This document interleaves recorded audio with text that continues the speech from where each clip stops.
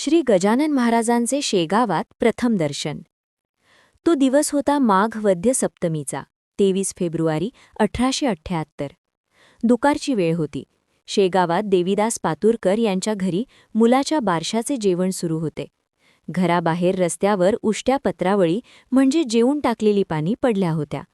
त्या उष्ट्या पत्रावळी खाण्यासाठी तिथे कुत्री आणि जनावरे जमली होती।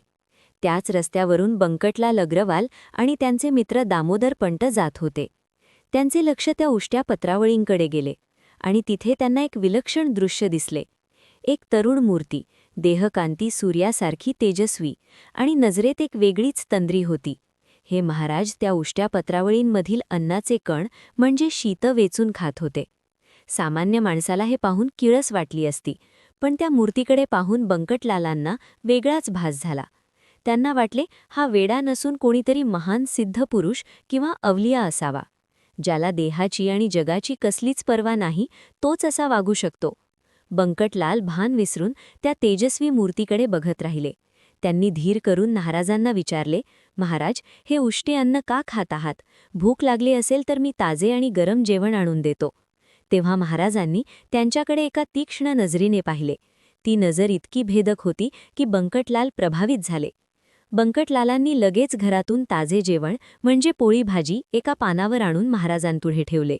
महाराजांनी ते ताजे अन्न स्वीकारले, पण त्यांनी सर्व पदार्थ म्हणजे पोळी भाजी लोणचं एकत्र कालवले म्हणजे त्याचा गोळा केला आणि भरभर खाऊन घेतले। या कृतीतून त्यांनी दाखवून दिले की चव ही जिभेचे चोचले आहेत।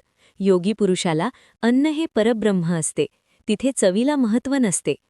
जेवण झाल्यावर त्यांना तहान लागली।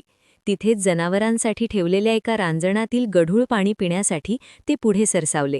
तेव्हा बंकटलालांनी त्यांना थांबवले आणि स्वतः धावत जाऊन घरातून स्वच्छ थंड पाण्याचा तांब्या आणून दिला। महाराजांनी ते पाणी गटगटा प्राशन केले आणि तृप्तीची डेखर दिली। काहीही न बोलता ते तिथून निघून गेले।